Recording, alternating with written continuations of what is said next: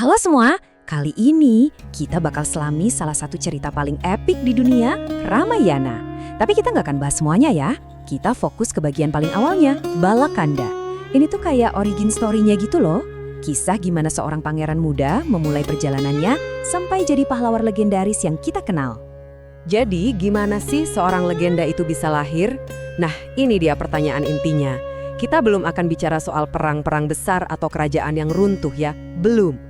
Kita akan mundur jauh ke belakang, ke awal yang lebih personal, tentang sebuah harapan, sebuah kelahiran, dan panggilan pertama yang menuntun seseorang ke takdirnya. Yuk, kita mulai dari awal banget. Oke, kita mulai cerita ini di sebuah kerajaan yang super makmur, namanya Ayodhya. Rajanya namanya Dasyarata, seorang raja yang bijaksana, dihormati, dan dicintai banget sama rakyatnya. Kalau dilihat dari luar, semuanya kelihatan sempurna deh. Kerajaannya kaya, rakyatnya setia, kurang apa lagi kan? Tapi, di balik semua kemegahan istana itu, ada satu masalah besar yang mengancam masa depan Ayodhya. Dan masalahnya ini cukup bikin hati miris. Bayangin, seorang raja perkasa punya 3 permaisuri yang sangat dia cintai, tapi sayangnya belum punya satupun pewaris tahta. Nggak punya putra sama sekali. Ini bukan masalah sepele loh. Tanpa pewaris, masa depan kerajaannya jadi nggak jelas. Dan ini adalah satu masalah yang bahkan harta dan kekuasaan sang raja pun nggak bisa selesaikan. Karena sudah hampir putus asa, akhirnya sang raja memutuskan untuk melakukan sebuah ritual suci yang sangat sakral. Namanya Putra Kamesti Yajna. Intinya, ini adalah upacara api suci yang besar dan rumit, tujuannya untuk memohon anugerah keturunan dari para dewa.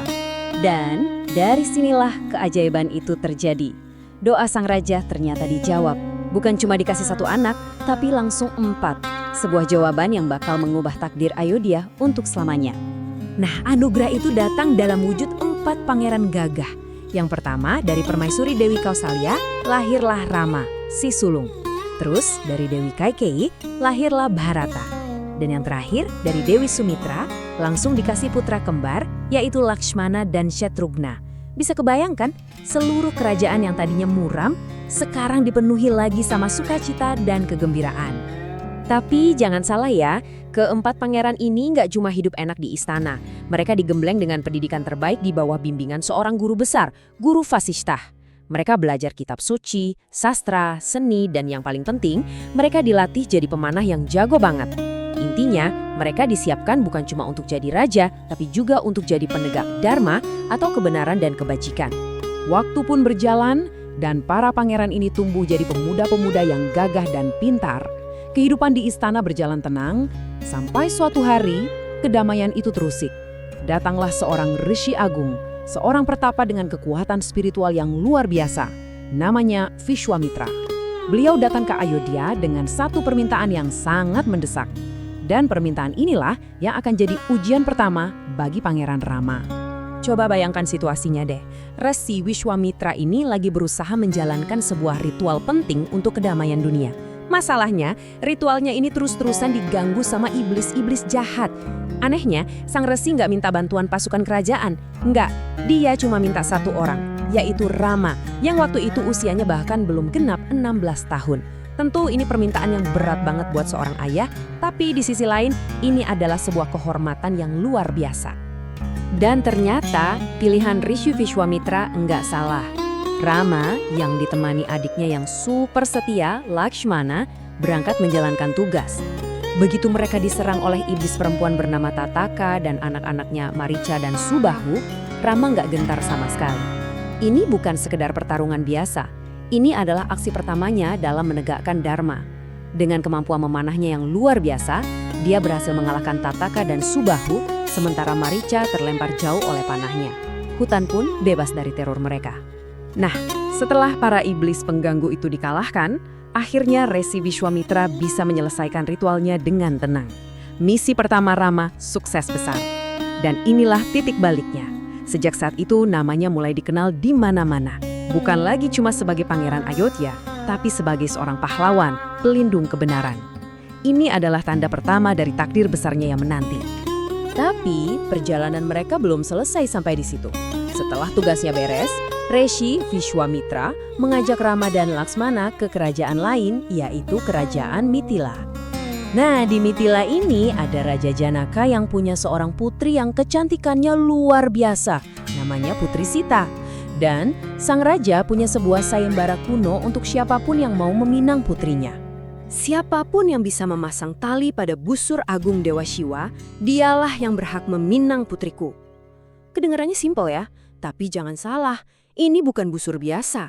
Ini adalah busur pusaka milik Dewa Shiva. Busurnya itu super berat dan luar biasa kuat. Saking kuatnya, raja-raja dan pangeran-pangeran paling hebat dari seluruh penjuru negeri udah pada nyoba, dan semuanya gagal. Jangankan memasang talinya, menggesernya sedikit aja nggak ada yang sanggup. Tantangan ini kelihatannya mustahil banget. Setelah semua pahlawan terkuat menyerah, semua mata tertuju pada satu orang. Pangeran muda dari Ayodhya, ya, Rama. Dia yang baru aja menang melawan iblis, sekarang melangkah maju untuk mencoba tantangan legendaris ini. Suasananya pasti tegang banget ya. Dan disinilah momen epik itu terjadi. Rama bukan cuma berhasil mengangkat busur itu dengan mudah, dia juga berhasil memasang talinya. Tapi bukan itu puncaknya. Saat Rama menarik tali busur itu untuk mengujinya, kerak, busur pusaka itu patah menjadi dua. Suaranya menggelegar kayak petir. Semua orang yang ada di sana cuma bisa melongo, kaget, dan takjub sama kekuatan Rama yang gak masuk akal. Wow, aksi Rama yang luar biasa itu tentu saja langsung memenangkan hati Putri Sita. Tapi lebih dari itu, tindakannya ini juga membuka jalan untuk menyatukan dua kerajaan besar, Ayodhya dan Mithila. Jadi ini bukan sekedar pernikahan biasa ya, ini adalah momen takdir yang menyatukan dua dinasti dan tentunya dirayakan dengan pesta yang super meriah. Dan pestanya nggak cuma buat satu pasangan, ternyata pernikahan ini jadi pernikahan akbar 4 pasang sekaligus. Rama menikah dengan Sita, lalu adiknya Lakshmana menikah dengan adik Sita, Urmila. Dua pangeran lainnya, Bharata dan Shatrughna, juga menikah dengan sepupu-sepupu Sita, yaitu Mandavi dan Shrutakirti. Wah, ini benar-benar momen kemenangan dan kebahagiaan yang sempurna. Akhirnya, keempat pangeran kembali ke Ayodhya, disambut sebagai pahlawan, dan tentunya bersama istri mereka masing-masing. Perayaannya besar-besaran. Tahun-tahun berikutnya, mereka hidup dengan sangat bahagia dan damai di istana, dicintai oleh semua orang. Rasanya, ini penutup yang sempurna banget untuk babak pertama kehidupan mereka kan? Dan pembahasan kita untuk babak ini berakhir di sini. Kelihatannya seperti akhir dongeng yang bahagia selamanya ya. Tapi bagi kita yang tahu kelanjutan kisah Ramayana, kita paham kalau kebahagiaan ini cuma seperti ketenangan sesaat sebelum datangnya badai besar.